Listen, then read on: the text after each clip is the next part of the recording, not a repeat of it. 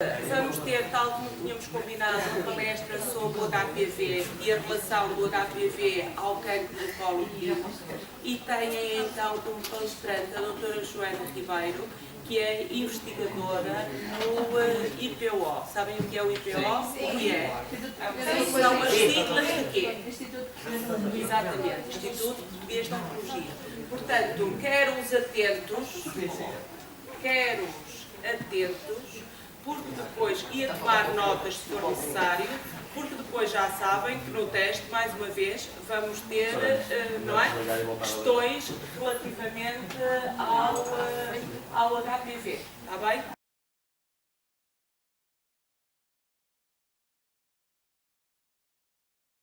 Bom dia. Deixamos Joana, trabalho no IPO. E cá falar-vos sobre HPV e não só sobre o cancro de colo. Aquilo que eu vos vou pedir é que, se vocês tiverem dúvidas ao longo daquilo que eu vou falando, para interromper e perguntar, não tenham problema. Mais uma conversa informal do que uma aula rígida, está bem? Estas são as perguntas que vocês vão saber responder no final da minha apresentação. O que é o cancro de colo de útero? O que é o colo de útero? O que é que provoca este tipo de cancro? O que é o HPV? Vocês sabem que já ouviram falar de HPV? Sabem o que é que significa? O quê?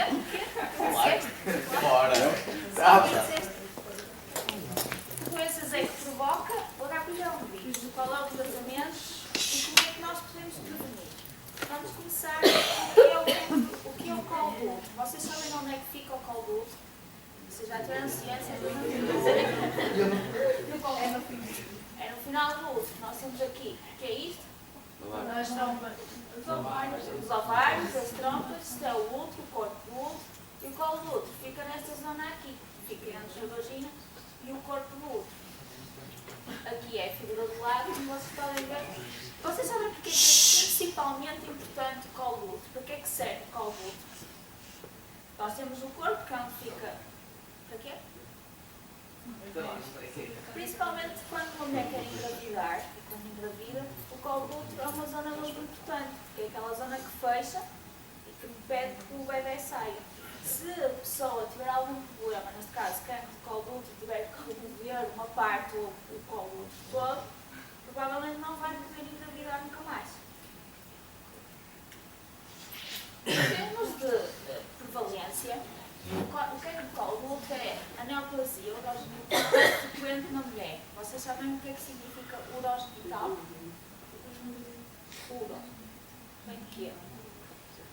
Uro vem de urologia, vem do sistema urinário. Genital, a parte genital, certo? Olhando aqui para este gráfico, vocês podem ver aqui as escalas e conseguem ver que o vermelho é quando temos uma prevalência maior. Depois o laranja, o amarelo e por fim o verde escuro, é onde temos a prevalência menor. Olhando para o mapa, quais são as zonas que vocês acham que têm maior prevalência deste tipo de cancro? América, Sul e a África.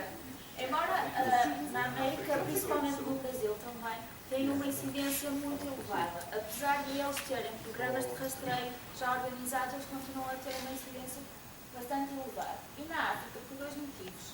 Também por causa dos comportamentos de risco que eles têm, mas também na África, se vocês forem a ver outros mapas de incidências, vocês vão ver que a maior parte dos cancros tem uma incidência muito grande na Ásia.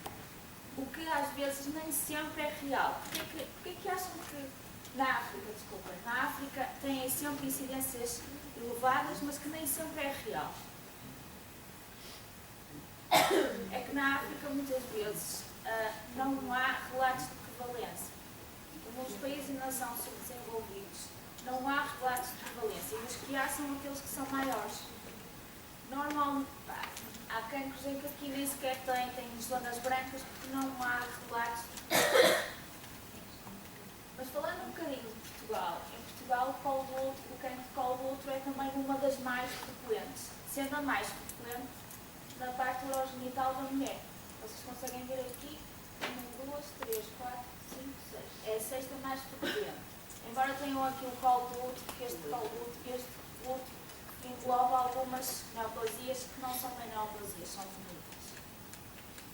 Olhando agora para este mapa da Europa e falando em incidência, ou seja, casos novos por ano, nós conseguimos ver, se dividíssemos a Europa ao meio, conseguimos ver realmente que esta parte são onde temos maior incidência, maiores números de casos novos, e que nesta parte temos menor, mas mesmo assim Portugal continua, em comparação com a Espanha, a França continua a ter uma incidência relativamente alta. E quando falamos em mortalidade, ou seja, o número de mortes, o número de mulheres que morrem por ano com este tipo de cancro, aí o caso muda um bocado de figura. Nós podemos ver que morrem 390 mulheres por ano em Portugal com cancro do colo do útero. Isto equivale, matemática, equivale mais ou menos a quantas mulheres por dia? A mais de uma mulher por dia. Mais de uma mulher por dia morre com cancro do colo do útero em Portugal. E comparando com os outros países, Portugal está aqui a laranja, o espaço vermelho, com uma taxa de mortalidade muito elevada. Qual é a causa? Vocês já ouviram, sabem qual é a causa deste tipo de cancro? Qual? Vamos lá? Então, vocês há bocado falaram em HPV. Nunca ouviram falar em HPV causando cancro de colo do útero? No início, por volta de 1842, dizia-se que a culpa era da profissão. Porquê? Porque houve um senhor que verificou que o cancro do colo do útero era muito mais frequente em prostitutas do que em freiras. Então ele disse, para lá, porque a culpa é da profissão, porque as freiras raramente têm cancro do colo do útero. Vocês conseguem perceber porquê? Mas vamos já perceber mais à frente. Depois, por volta de 1901, disseram que a culpa era da religião. Porquê? Porque eles compararam, um senhor que comparou os católicos com os judeus e verificou que os católicos tinham, as católicas neste caso, tinham uma prevalência de cancro de colo do útero muito maior do que a dos judeus. Isto porquê? Também conseguem explicar? Por causa da quê? Normalmente os judeus têm uma mulher a vida toda em casa e não têm mais outros comportamentos de risco que os católicos na altura tinham.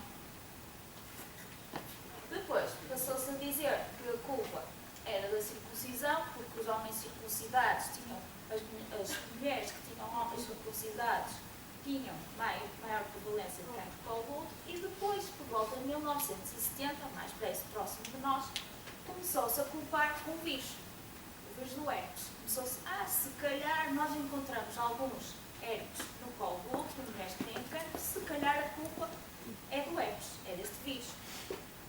E por volta de 1980, nestes anos 80, começou-se a culpar o HPV, a dizer, afinal, nós conseguimos detectar outro vírus no colo do útero, se calhar, e foi este senhor, o senhor professor Zurauza, que é alemão, começou a estudar a frequência do HPV, deste vírus, em doentes com cancro do colo do útero.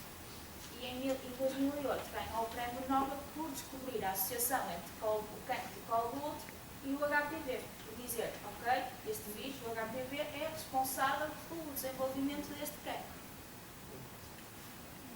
No entanto, nós sabemos agora que a infecção por HPV é um fator necessário, mas não suficiente. O que é que eu quero dizer?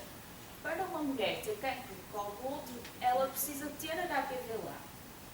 Mas há mulheres que têm HPV que não vão desenvolver o cancro. Ou seja, ele é um fator necessário.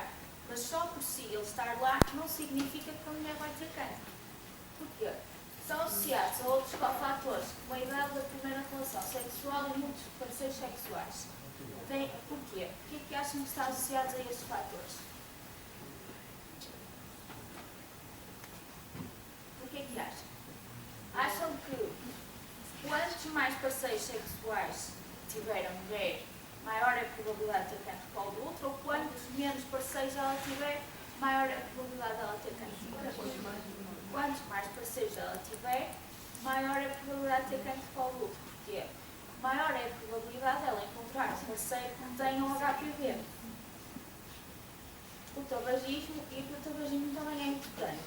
Porquê? Porque o tabagismo não só do cancro do pulmão, não só nas outras neoplasias, ele antecipa a idade de cancro do colo do útero. Se nós antigamente tínhamos as mulheres, a maior parte das mulheres não fumavam, nós tínhamos pessoas a aparecer no PO, mulheres com cancro do colo do útero que tinham cerca de 50, 60 anos, agora nós já temos pessoas com 26 anos que têm cancro do colo do útero.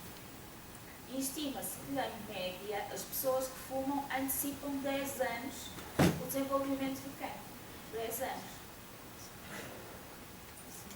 O sistema imunitário, se a pessoa não é uma infecção, não há HPV é um vírus que infecta a pessoa, o sistema imunitário é importante, porque se eu posso ter uma pessoa da minha idade e o meu sistema imunitário está muito mais ativo e eu acabo por terminar com a infecção. Se outra pessoa que está ali está mais debilitada, a probabilidade da infecção ficar persistente é bem maior. E outros DSTs. Sabem o que são DSTs? Doenças sexualmente transmissíveis. Que é o facto, por exemplo, o herpes, o facto de terem outras doenças no colo do útero, outras doenças, infecções no colo do útero, a probabilidade de progredir para carcinoma aumenta. Agora vem a parte mais importante para os rapazes também. Eles estão aqui a achar, o turno é quase metade, não é? Eles estão aqui a achar que estão uma seca, porque eu nem sequer tenho colo do útero, porque é que eu tive que vir para aqui, não é? Mas já o que é o HPV? Já vos disse que era um vírus. Vocês sabem dizer o que é que significa as siglas? Quem é que está a falar? Quem é que está? Ora, vamos separar. É melhor, é triste, mas quem é que está a controlar isso? Marisa, tem direito a falar. Desculpa, não tens que comentar. Isto é desagradável. Parou a conversa. Exatamente. Não vou lá para fora, desculpa. Não, mas vão separar já. Não. Ó, Elisa, venha cá para trás e os dois meninos também se vão separar. Porque vão separar todos. Não vai ser só a Elisa. Vão lá. E os dois meninos também se vão separar. É triste. Vão separar. E eu vou lá. É o Renato que está? Estavas a chamar a tua colega que estava lá. Desculpa lá, interrompem. Venha para aqui. Isto é desagradável. Renato, vamos lá, tem que sair daí. É muito triste, mas tem que ser. É triste, mas tem que ser. Renato, vamos sair daí. Não pode ir para a frente, senão vai dar confusão. Saia daí. Vem para a minha beira, para ali. Peço desculpa. Estão a ver? Não, mas é melhor assim. Prepare. E convosco aqui à frente, não sei porquê, mas vai acontecer a mesma coisa. Peço desculpa. Digam-me lá, vamos aqui. O que é que significa o HPV? O que é que significa estas letras? O H. A sigla está em inglês. Se quiserem dizer em português, é ao contrário. Vírus papiloma humano. Vírus papiloma humano. Muito bem. Ou então, Human Papilloma Virus, se lermos a sigla em inglês. O que é o vírus papiloma humano? Tem uma distribuição ubíqua. Sabem o que significa? Uma distribuição ubíqua? É o que aqui está escrito. Significa que tem uma distribuição que é independente do género, da idade, ou seja, ele tanto infecta homens como mulheres, pessoas mais novas, pessoas mais velhas, é indiferente. E também não tem nenhuma zona endémica do corpo, infecta o corpo. E consegue infectar vários tecidos e vários órgãos. Como vocês podem ver aqui, não só infecta a área genital, como também podem infectar a área oral, tudo que seja epitélios, ele infecta, incluindo a pele. Existem cerca de 200 tipos de HPV. Isto aqui é a área onde nós podemos ver os tipos, eles depois têm variações genéticas e vão vegetativo, que vão formando ramos, que são mais parecidos uns com os outros, e nós classificamos os HPVs em 4 tipos. Em HPVs de alto risco, baixo risco, intermédio e indeterminado. Porquê é que nós classificamos assim? Classificamos assim consoante a associação deles com o cancro. Por exemplo, os de baixo risco não estão associados a cancro, estão associados a outras doenças que vocês vão ver mais à frente. Em termos de características, eu não sei se vocês já deram isto em ciências, vocês sabem que os vírus têm material genético. pode ser RNA, pode ser DNA. Este é um vírus pequenino em comparação com outros e é um vírus de DNA. Não quero que vocês saibam isto, é só para saberem que realmente ele consegue codificar várias proteínas e que essas proteínas é que vão estabilizar as nossas células e provocar cancro. Como é que se transmite? Vocês ao bocado já tinham dito como é que se transmite. Como é que se transmite? Principalmente através de relações sexuais. E quando falamos de relações sexuais, não estamos a falar do típico, relações sexuais típicas, podemos estar a falar de relações sexuais através de sexo oral e anogenital. Também existe uma percentagem de HPVs que não é transmitido por via sexual. Pode ser transmitido por contágio hospitalar, familiar e por via materno-fetal, durante a gestação ou durante o parto. Aqui eu queria falar só uma coisa. O HPV, basta haver contacto pela pele para ele ser transmitido. Não é preciso estar... É óbvio que o HPV é um vírus muito frágil e no meio ambiente ele acaba por morrer. Ele precisa de células. Se for um contacto pela pele, ele passa de uma célula para a outra, acaba por infectar e ele consegue sobreviver. No entanto, falando da transmissão sexual, uma coisa que é importante, consoante aquilo que eu disse, mesmo que durante as relações sexuais não haja penetração, pode haver transmissão do vírus por causa do contacto pela pele. Que doenças é que provoca? Vocês já ouviram o cancro do colo do útero e mais? Sabem alguma doença que o HPV provoca para além do cancro do colo do útero? Não? Estão preparados para as imagens que eu vos vou mostrar? Obrigada por isso. Em termos de doenças, ele, como eu já vos disse, pode provocar tanto no homem como na mulher. Daí faz a importância de eles estarem atentos também e não ser só para as meninas. E pode provocar doenças, visto que ele infecta a pele, pode provocar doenças ao longo do corpo todo, porque a pele é o maior órgão que nós temos. Então, dependendo do tipo, eu disse-vos que existia cerca de 200 tipos. Dependendo do tipo, ele pode provocar várias doenças, desde cancro a verrugas. Sabem o que são verrugas? Antes de eu vos mostrar as imagens. O que são? E lá? Vocês têm? As bruxas têm. Nem são as bruxas têm. Vocês já ouviram falar de quem? De cravos. Cravos. Aparece nas mãos. Aparece nas mãos. Pronto. São verrugas. Os cravos são verrugas. Pronto. Os HPVs de baixo risco. Aquela mulher. São aquilo. Espera aí, eu vou explicar figura a figura. Só para vos dizer, os HPVs de baixo risco foram aquelas classificações que eu vos falei, que HPVs de baixo risco não provocam cancro. Certo? Não provocam cancro. Provocam sim verrugas e papilomas. O que é que são papilomas? São estas coisinhas aqui que vocês veem. Isto aqui é o boca. Por isso, todos nós temos boca, tanto os homens como as mulheres, neste caso. Tem. Isto aqui são as pulgas ou os cravos. É óbvio que vocês, não sei se já alguém teve cravos aqui, eu já tive Eu também. Já tive no pé. também há no pé. As pulgas também há no pé.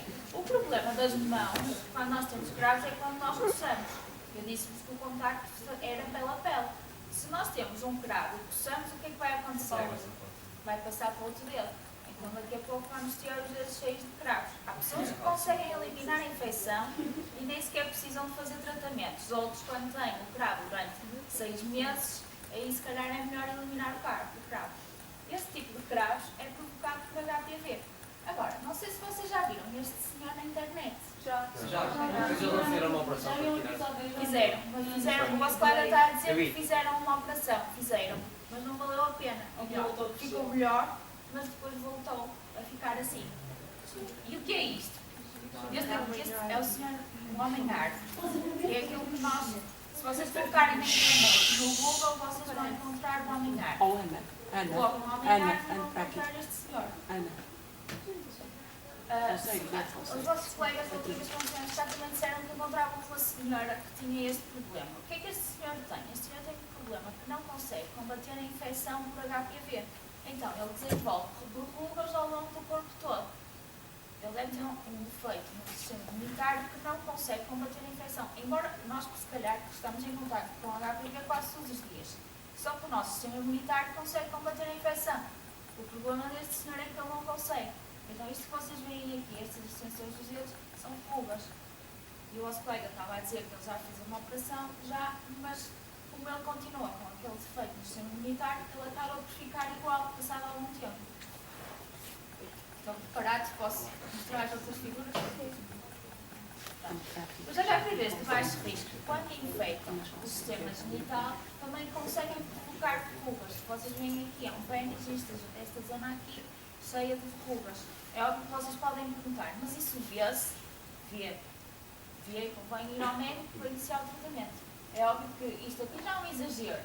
Começa por uma coisinha pequenina e depois vai aumentando. Isto aqui é uma vagina também com verrugas. Isto são HPVs de baixo risco. O facto de terem verrugas não significa que vão ter câncer. Significa que têm o HPV que está ali a provocar e é tratável. Agora, o HPV de alto risco são aqueles HPVs, vocês já ouviram falar de 16 e 18, são as duas tipos mais conhecidas, são aquelas que provocam cancro, para além destes. E se eu estava a falar de cancro de colo do útero ao início, vocês agora conseguem ver mais alguns cancros aqui. Cancro da língua, da boca, não só da língua, pode ser do céu da boca, pode ser da orofaringe, não só da língua, neste caso é o cancro da língua, e do pênis também. Nós podemos ver aqui cancro do pênis. É óbvio que o cancro do pênis tem uma frequência muito baixa. Em Portugal podemos ter no máximo 2 casos por ano, nada comparado com o cancro do colo do útero. Mas existe uma percentagem que é provocada por HPV de alto risco.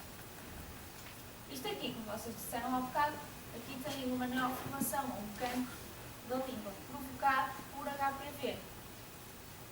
E aqui é um colo do útero, onde nós podemos ver o colo do útero completamente desfeito. Provavelmente esta senhora teve que remover o colo do útero todo. Aqui só vos queria mostrar que realmente a vermelho são aqueles tipos de cancros que são induzidos por HPV e o cinzento são o total número de cancros. No colo do útero nós podemos dizer que todos os casos de cancro de colo do útero são provocados por HPV. E a seguir, nós temos, por exemplo, aqui, o ânus, temos uma grande percentagem que também, cancro do ânus, que também é provocado por HPV. Vagina, pênis, por aí fora. Portanto, quando vos perguntarem se o HPV só provoca cancro do colo do útero, vocês dizem que não. Está associado a outras doenças também. Agora, falando um bocadinho do HPV, cancro do colo do útero, nós podemos, em sintomas, vocês perguntam, mas qual é o sintoma ou qual é a característica, o que é que nós sentimos quando estamos infectados? Quando estamos infectados, provavelmente não sentimos quase nada. Porquê? Porque a infecção primeiro é sintomática, ela não provoca sintomas. Para além das verrugas, vocês veem, e dá comichão, mas de resto, no colo do útero, ele não provoca sintomas. Aquilo que nós podemos dizer é que se calhar a pessoa sente-se cansada, mas cansada toda a gente sente, em certa altura, estou tão cansada, e se calhar não vai associar a ter um cancro ou não.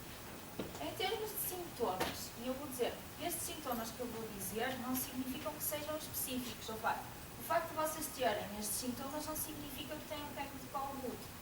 O facto é que as mulheres com cancro de colo do útero apresentam estes sintomas, mas estes sintomas são muito generalizados.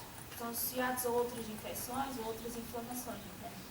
E os sintomas normalmente são hemorragia vaginal anormal, ou ardor durante o ato sexual, corrimento vaginal anormal, dor na região pélvica.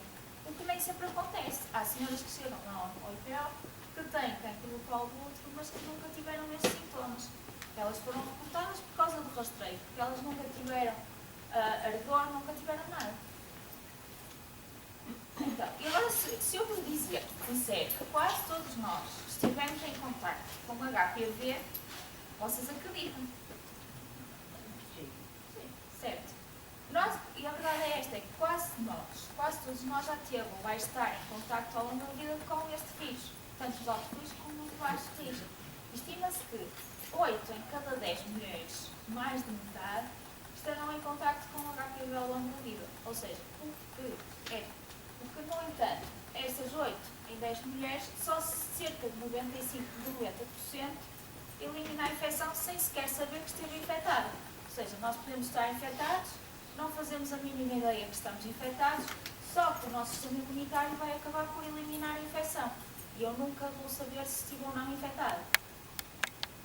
Eu trouxe-vos este gráfico. Este gráfico aqui são dados dos Estados Unidos. São dados de doenças sexualmente transmissíveis. E ele fala da hepatite, do HIV. Se eu vos perguntasse qual é que vocês acham, sem olhar para ali, qual é que vocês acham que é a doença sexual, a infecção sexualmente transmissível mais frequente entre a população, vocês respondiam qual? Sejam sinceros, não olhem para ali. A SIDA? Mais. Diz lá. O que é que dizias? A SIDA, provavelmente a maior parte de vocês, eu ouvi o vosso colega aqui a dizer, dizia a SIDA. Deve ser a infecção sexualmente transmissível mais frequente. Só que não é. E estes dados dos Estados Unidos provam-nos exatamente isso. A infecção sexualmente transmissível mais frequente é o HPV, que infecta cerca de metade da população. E depois temos a clamídia. Sabem o que é a clamídia? A clamídia é uma bactéria que também é transmitida via sexual. Depois temos o herpes, a sífilis e aqui o HIV. Não estou a dizer que o HIV, a frequência de HIV entre a população é pequena. Não estou a dizer isso. Estou a dizer é que a transmissão do HPV é bem mais frequente. Agora, em termos de mecanismo, como é que o HPV provoca o cancro? Quando uma senhora está infectada, não significa que ela no dia seguinte ou na semana seguinte ela vai ter cancro. Não. Isto é um processo gradual. Demora semanas, meses e anos até a pessoa ter o cancro do colo do útero. Como é que isto acontece? Olhando agora aqui pela figura, vocês disseram ao bocado que isto é o colo do útero. Isto é o epitélio normal, é o tecido normal. Vocês veem aqui as células. Durante o ato sexual, o HPV é introduzido nestas células, nesta camada mais basal. E depois começa a replicar-se nas células, começa a multiplicar-se e a passar de células para células. E o que é que vai acontecer? Ele vai induzir transformações, vai induzir o crescimento das células e vai provocar cancro. Vai infectar todo o epitélio do colo do útero e acaba por provocar cancro. É óbvio que desde a infecção até ao cancro do colo do útero vão para aí mais ou menos 10 anos. Isto se as meninas ou as raparigas não fumarem, senão este tempo diminuiu para metade. Portanto, não é. De facto, isto prova que o cancro do colo do útero é um problema tratável, é uma doença tratável. Se eu dissesse que depois da infecção a pessoa tem cancro, aí era mais difícil, as senhoras tinham que andar sempre a ver se tem ou não infecção. Agora, se desde a infecção até ao cancro do colo do útero vão anos, a mulher, se for incluída nos programas de rastreio, ela vai perceber que tem HPV e vai se tratar. Só para vocês tentarem perceber um bocadinho, a figura está em inglês, mas se vocês, após a infecção por HPV, só 20% das mulheres é que vão desenvolver esta sigla de lesão de baixo grau, o que nós chamamos de uma lesão de baixo grau. Só 20% destas é que vão progredir para a lesão de alto grau e só 20% destas é que vão ter cancro. Ou seja, a maior parte das senhoras vão eliminar o HPV. Elas estão infectadas, mas acabam por eliminar. O que torna fácil diagnosticar este tipo de cancro e incluí-los no rastreio. Vocês sabem quais é que são os mecanismos de rastreio, os testes de rastreio que são utilizados neste cancro? Não sabe? Já ouviram falar do teste do Papa Nicolau? Não é um senhor que é Papa. Sabem em que é que consiste? É uma câmara pequenina, sentida pela... Isso chama-se colposcopia. O teste estes são os testes de rastreio que se usa ou se diagnostica. Através da detecção direta do HPV, nós vamos ao tecido e detectamos HPV, ou então por uma biópsia que retiramos com uma agulha, e depois tem a colposcopia, que era o que o vosso colega estava a falar, que é uma câmara pequenina que eles introduzem pela vagina e que o médico consegue ver o formato ou o estado do colo do útero. E aí pode retirar ou não biópsia. O teste do Papa Nicolau é diferente. O teste do Papa Nicolau, que é o método de rastreio usado, o médico utiliza uma escova, um escovilhão, introduz no colo do útero e raspa. Então retira células e guarda-as no meio de culturas. Depois vai ao microscópio e olhando para as células depois decoradas, eles conseguem ver se tem um formato normal ou se está alterado. Se a pessoa tem uma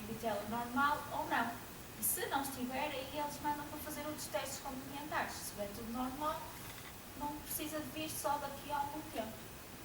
Qual é o tratamento? Vocês têm ideia qual é o tratamento, não do cancro, mas da infecção por HPV? Ao bocado a nossa colega disse que tinha verrugas e que foi com o quê? Um gravo com ácido. Por exemplo, no caso dos gravos, sim, coloca-se ácido, ou então às vezes até por cirurgia, quando os gravos ou as verrugas são muito grandes.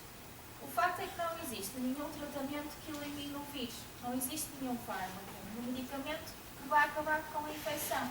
O tratamento, nestes casos, ou é remover as células infectadas para prevenir o desenvolvimento de cancro. Nós sabemos que o HPV está a alterar aquelas células, retiramos as células. Não vamos tratar. O tratamento depende muito da idade do paciente, do local da infecção. Se for na pele, será com ácidos, muito provavelmente, ou cirurgia. Se for uma senhora que esteja bem de saúde e esteja infectada, se calhar o médico vai dizer, olha, venha cá daqui a 6 meses, vamos ver se consegue eliminar a infecção e depois tratamos. Depende muito. Agora da prevenção, e esta é a parte mais importante, é a parte em que vocês devem estar mais atentos, porque se calhar toda a gente já ouviu falar. Para começar, a parte da prevenção, para totalmente prevenir a infecção por HPV, era por estes meios. Castidade, abstinência sexual, porque se não houver sexo, não houver transmissão sexual, também não vai haver passagem de vírus de um para o outro. Monogamia, ou seja, ter só um parceiro sexual, e entre estas, se calhar, esta é mais aceitável. Isto são medidas que a sociedade em si nunca iria aceitar, ou nunca iria seguir à risca. Certo? E é importante dizer agora aqui nesta parte, vocês ao bocado disse-vos que as relações sexuais bastava haver contacto pele por pele, certo? Neste caso, o preservativo não confere proteção absoluta contra a infecção por HPV. Porquê? Diz lá, o que é que achas que não confere? Não sei, Deveria proteger, certo? É assim, o preservativo continua a ser aceito, previne a SIDA, previne outras doenças sexualmente transmissíveis. No caso do HPV, não previne porquê? Eu disse-vos ao bocado que a transmissão podia ser por contacto pela pele. Porque o homem, quando está com o preservativo, supostamente toca nele. O homem, quando está preservativo, supostamente toca nele ao colocar, certo? E vai infectar outras zonas. Mas também, durante as relações sexuais, há sempre contacto pela pele, mesmo que o homem use o preservativo. Se o homem tem outras zonas infectadas, ao ter relações sexuais com uma mulher, vai acabar por infectá-la, mesmo usando o preservativo. A probabilidade é muito menor, é certo. Mas existe ainda uma probabilidade de infectar a mulher. Aquilo que eu estava a falar um bocado do teste de Papa Nicolau, que é o teste de rastreio, se a mulher for com regularidade ao ginecologista e fizer este teste, muito provavelmente, quando ele verificar lesões ou quando ele verificar alguma alteração, vai iniciar logo o tratamento. E a senhora nunca vai ter cancro do colo útero, se fizer este exame com regularidade. Era aquilo que eu estava a dizer. Introduz no escobilhão, colhe as células e depois analisa ao microscópio. Aqui é o programa de rastreio normalmente utilizado, depende muito da idade. Se as senhoras têm menos de 30 anos, vão a primeira vez ao ginecologista, fazem o teste do Papa Nicolau, se estiver normal, só vão lá daqui a 3 anos.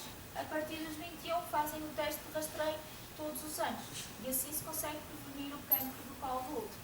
Quando as senhoras têm mais de 30 anos, aí é ligeiramente diferente, ou faz a citologia mais do HPV, a detecção do HPV e vai fazendo de ano a ano, depois passa a 3 anos, ao final de um tempo, ou então na citologia, se tiver 3 seguidas normais, se tiver o teste de Papa Nicolau normal 3 vezes seguidas, passa a fazer de 2 em 2 ou 3 em 3 anos. Depende muito depois do médico. Então, para resumir a prevenção, o uso do preservativo protege contra outras doenças sexualmente transmissíveis, mas não protege totalmente contra o HPV, não nos dá proteção absoluta, porque há contacto pela pele na mesma. Exames ginecológicos regulares, e entre eles qual foi o teste ginecológico que eu falei? De rastreio. O teste de Papa Nicolau e preocupação com parceiros e comportamentos de risco. Como prevenção, e aqui vocês todos têm que saber. A vacinação das meninas que cá estão, quantas é que foram vacinadas para o HPV? Provavelmente todos. Este senhor foi o senhor que desenvolveu a vacina, que conseguiu desenvolver a vacina, e esta é a primeira menina que ele vacinou. Isto? Estas são as duas vacinas que existem no mercado. As senhoras sabem identificar qual é que tomaram, se foram esta. A caixa pode não ser igual. A primeira, esta, agora lá assim. Mas provavelmente foi esta. Esta aqui é aquela que está comercializada em Portugal. Vocês olhando para aqui, eu digo que esta que vocês tomaram protege contra 4 tipos. E esta aqui protege contra 2. Qual é que vocês acham que é melhor?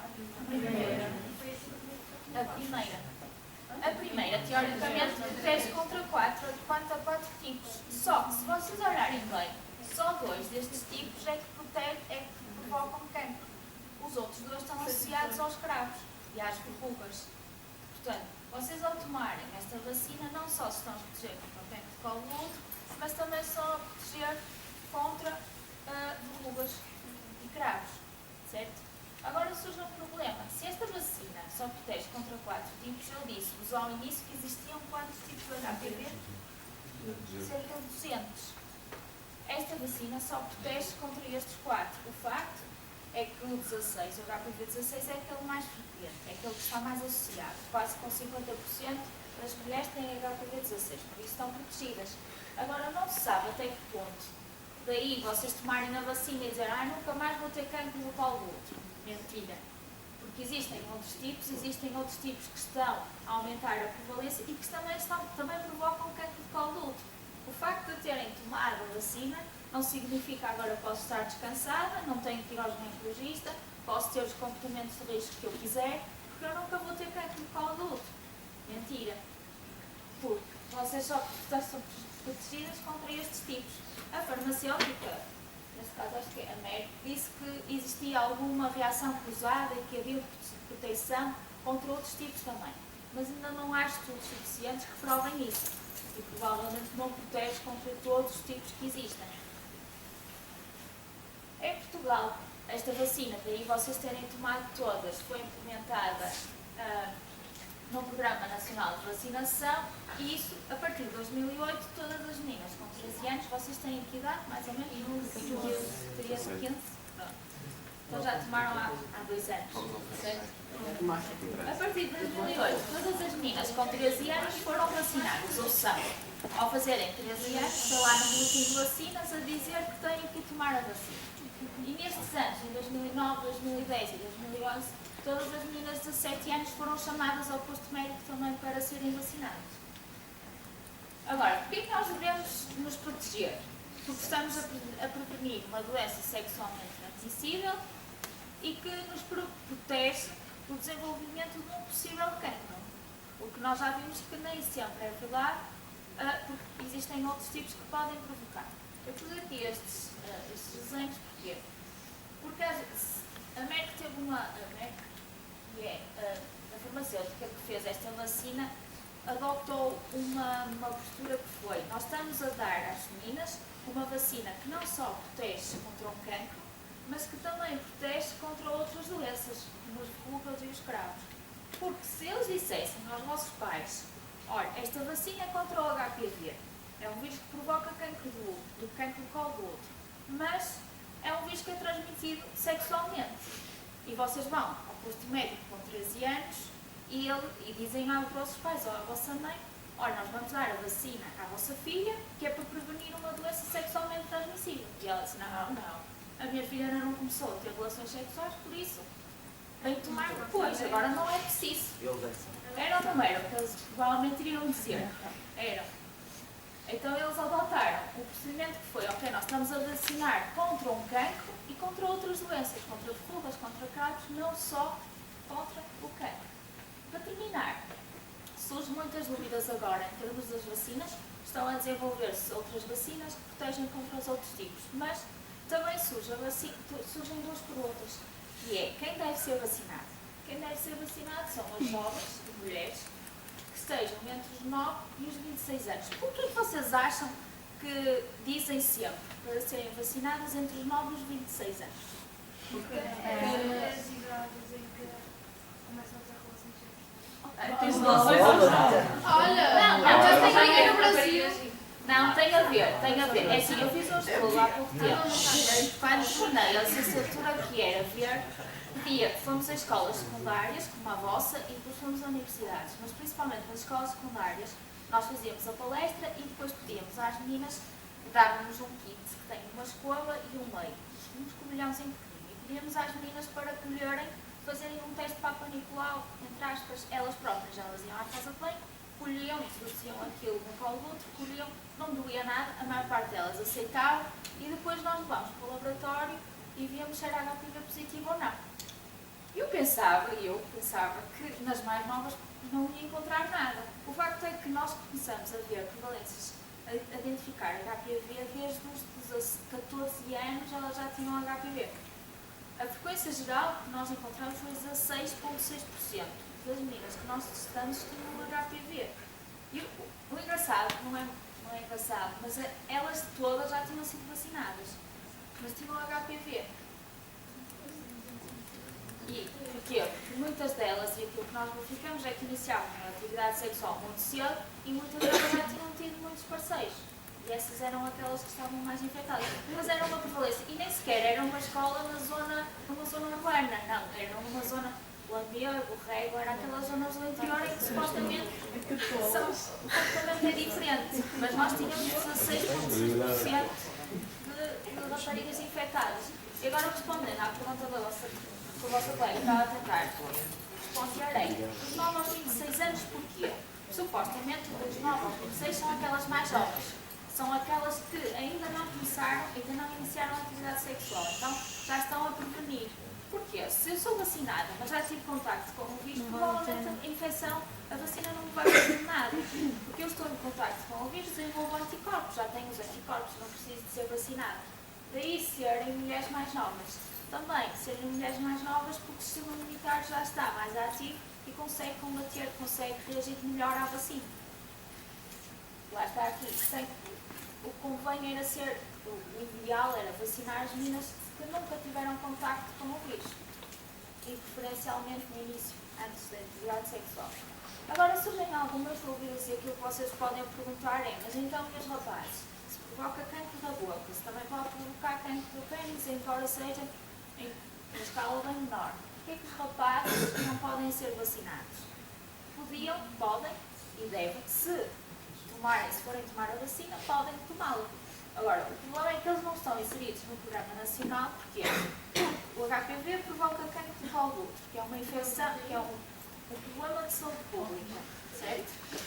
Então, não temos dinheiro para vacinar os rapazes. Existem países que os rapazes já são vacinados. Se não me engano, é na Holanda, tanto os rapazes como as raparigas estão a ser vacinados. Só que em Portugal adotamos um conceito de, se nós vacinarmos as raparigas e prevenirmos a infecção nas raparigas, os rapazes também não vão ter infecção. Porque se as raparigas estão prevenidas, a maior parte dos rapazes não vai ter também infecção, certo? E preferiram prevenir primeiro o cancro do colo do útero, que é uma doença que tem taxas de prevalência muito elevadas, e depois talvez prevenir o cancro do pênis e os outros associados. Quem sabe daqui a algum tempo todos passarão a ser vacinados. Preferiram primeiro começar a vacinar as meninas, depois os meninos logo se vê. Acaba também por haver um efeito de proteção. Se protegemos as raparigas, os rapazes também ficam protegidos. Portanto, era só aquilo que eu vos queria dizer. Acho que vocês agora já conseguem responder a todas as perguntas do início. Se tiverem dúvidas, podem perguntar. A vacina do HPV é feita por mim, mas também não pode ser usada para combater. Terapêutica, tratamento, não. Porquê? Como é que funciona a vacina? A vossa colega estava a perguntar se a vacina é usada para prevenir, mas também pode ser usada para combater ou não. Porquê? A vacina funciona da seguinte maneira. O senhor que desenvolveu as vacinas desenvolveu uma proteína parecida com o HPV. Eles introduzem aquela proteína no nosso organismo. É a vacina.